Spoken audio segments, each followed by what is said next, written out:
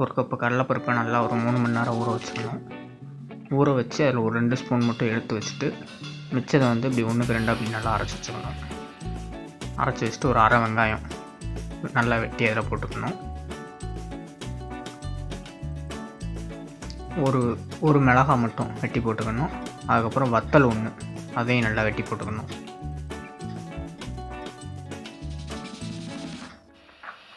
இஞ்சி குட்டி குட்டியாக வெட்டி போட்டுக்கலாம். பூண்டை நல்லா நச்சு போட்டுக்கலாம்.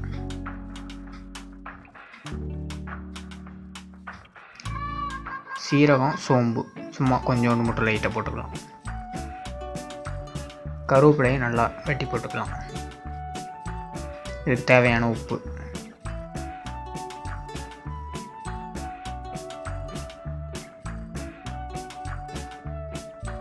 காயப்பொடி லைட்டாக போட்டுக்கலாம்.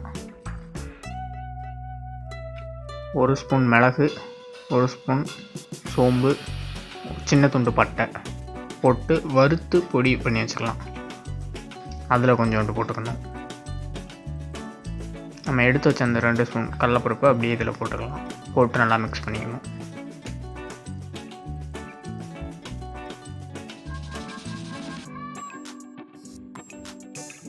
உருண்டை பிடிச்சி உள்ளங்கையில் வச்சு ஒரு அமுக்கு அமுக்கி அப்படியே எண்ணெயில் நம்ம பொரிச்சிக்கலாம்.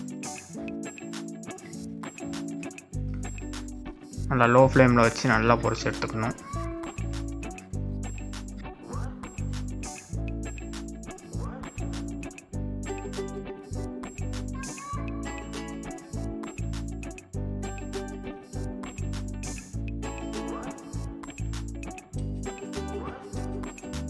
அரை மூடி தேங்காய், ஒரு சின்ன துண்டு இஞ்சி, சின்ன துண்டு பூண்டு,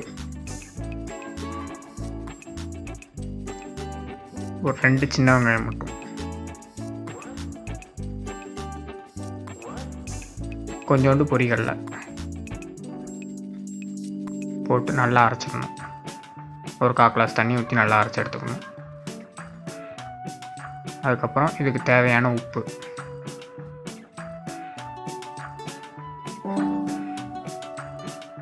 உப்பு போட்டு ஒரு 4 மிளகாய் போட்டு கொஞ்சோண்டு மல்லிச்செடி மேலே போட்டு நல்லா திக்காக அரைச்சி வச்சுக்கணும். அவ்வளோதான், பருப்பு வடையும் கெட்டி சட்னியும் ரெடி.